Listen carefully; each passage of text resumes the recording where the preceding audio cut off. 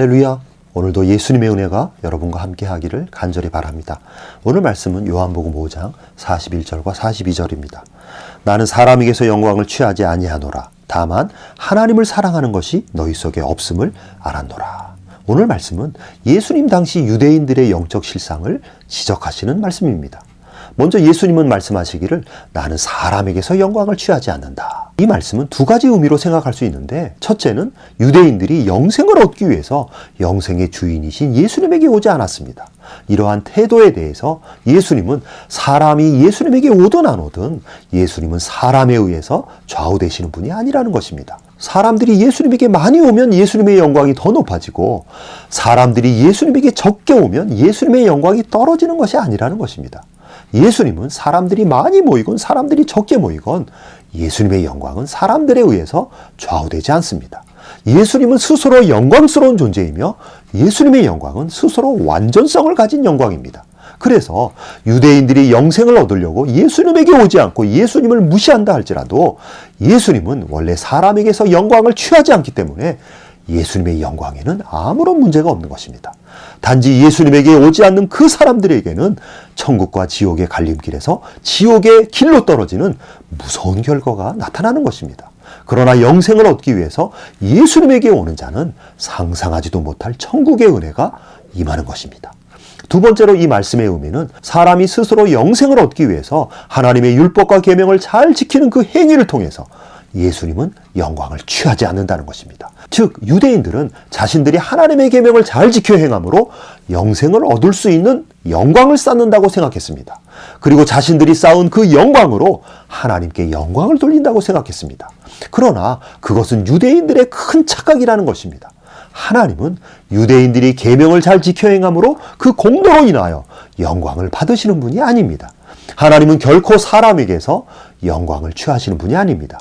하나님의 영광은 인간의 영광과는 비교할 수 없는 신의 영광입니다. 그에 비해 타락한 인간의 영광은 매우 왜소한 영광이며 타락한 인간의 영광은 온전하지 않은 영광입니다. 더욱이 유대인들이 계명을 지켜서 쌓는 공로의 영광은 불완전한 영광이며 구원에도 이르지 못하는 영광입니다. 타락한 인간은 계명을 아무리 잘 지켜도 하나님의 영광에 이르지 못하는 부족한 영광이며 매우 낮은 영광의 존재입니다. 그러므로 유대인들이 아무리 높이 쌓아 올린 그 영광의 공로는 하나님 앞에서는 한낱 물거품에 불과한 것입니다. 유대인들이 계명을 지켜서 쌓고자 했던 영광은 사실상 외식하는 영광이었고 무덤 속에서 썩은 시체의 냄새가 나는 영광이었습니다. 그래서 유대교 종교 지도자들은 그들의 화려한 외모와 그들이 지켜 행하는 율법과 계명의 준수로 인하여 사람들에게 자신들의 영광을 과시했지만, 예수님은 그들의 영광을 보시고 무덤 속의 썩은 영광이고 겉은 번지르르 하지만 그 속은 온갖 더러운 것으로 가득 찬 회칠한 무덤이라고 무섭게 저주의 말씀을 하셨던 것입니다.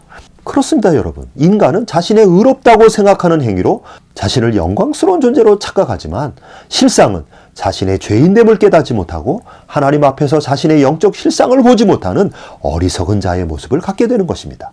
예수님은 절대로 인간의 행위로 쌓은 공로를 영광으로 취하지 않습니다. 오히려 예수님은 예수님의 공로의 은혜를 인간에게 부어주셔서 예수님의 은혜가 인간의 심령 속에 가득 찰 때 그 모습을 보고 예수님은 영광을 얻으시는 분입니다.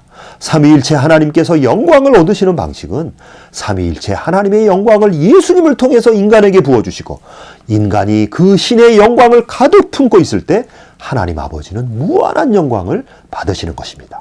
그러면 덩달아 우리 성도들 자신도 예수님의 영광에 동참하여 영광스러운 인생으로 변화되는 것입니다. 성도의 영광은 오직 예수님의 신의 영광에 동참함으로 성도 역시 영광스러운 신의 영광을 누리는 존재가 되는 것입니다. 더 나아가 예수님은 42절에서 다만 하나님을 사랑하는 것이 너희 속에 없음을 알았다라고 말씀하십니다. 왜 유대인들이 성경에서 예수님을 발견하지 못하고 성경을 오해하고 성경을 잘못 읽고 성경을 통해서 예수 계시가 활짝 열리지 않았는가?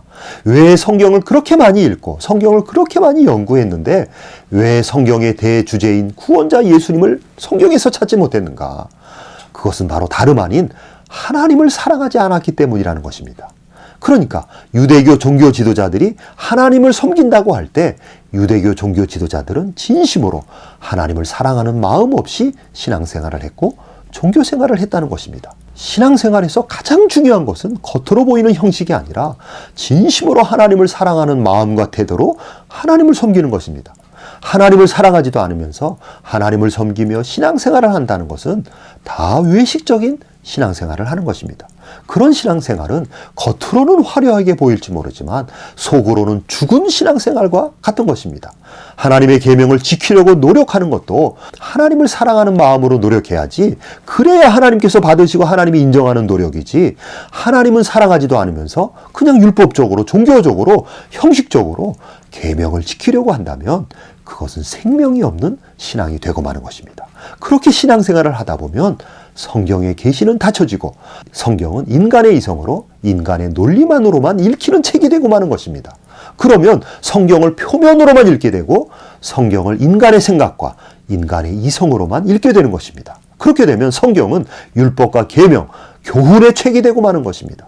성경은 윤리 교과서가 되는 것이고 성경은 착하게 살라는 윤리서적, 종교서적이 되고 마는 것입니다. 그러면 성경의 깊은 하나님의 의도는 안 보이고 성경의 표면, 즉 어떻게 살아라고 하는 교훈서로 전락하고 마는 것입니다. 그러나 성경은 절대로 교훈서가 아닙니다. 성경은 인간으로 하여금 착하게 살아서 하나님의 복을 받고 구원에 이르라고 하는 책이 아닙니다. 성경은 인간을 너무나 사랑하시는 하나님의 말씀입니다. 인간을 너무나 사랑하셔서 자기 아들을 보내서 인간을 구원하시겠다는 구원의 말씀인 것입니다. 그래서 그 구원자가 누구인지 오직 그 구원자만을 붙들어야 영생을 얻고 구원을 얻는다고 강조하는 책이 바로 성경입니다. 그러나 성경을 통해서 자신의 죄인됨을 깨닫지 못하고 교훈을 잘 지켜 스스로 영광을 쌓으려고 할 때 인간은 하나님을 잃어버리게 되고 하나님을 사랑할 수 없게 되는 것입니다. 그리고 하나님을 사랑하지도 않으면서 자신의 힘으로 신앙생활을 열심히 하려고 하면 하나님은 그 사람에게 계시의 영을 거두어 가시는 것입니다. 그러면 성경은 닫힌 책이 되고 더 이상 구원자 예수님을 만나지 못하는 비참한 존재가 되는 것입니다. 오늘날 우리가 예수님을 사랑하지 않고 신앙생활을 할 때 우리 역시 유대인들의 잘못을 답습하는 무서운 일이 일어납니다. 신앙생활의 목적은 예수님을 깊이 사랑하는 것입니다.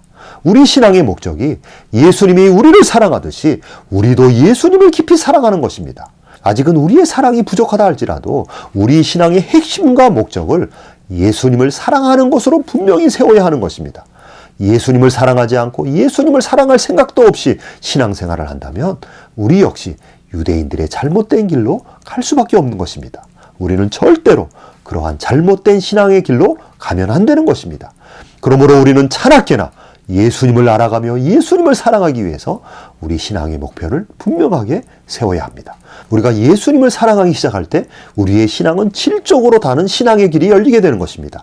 예수님을 사랑하는 자에게 예수님은 더욱더 예수 계시의 영을 부어주셔서 예수님을 깊이 알게 하시고 가장 존귀한 인생으로 세워주십니다. 예수님을 깊이 알고 예수님을 많이 사랑하는 것이 성도가 받는 최고의 복이 되는 것입니다. 이러한 은혜와 축복이 여러분 모두에게 활짝 열리기를 간절히 바랍니다. 아멘.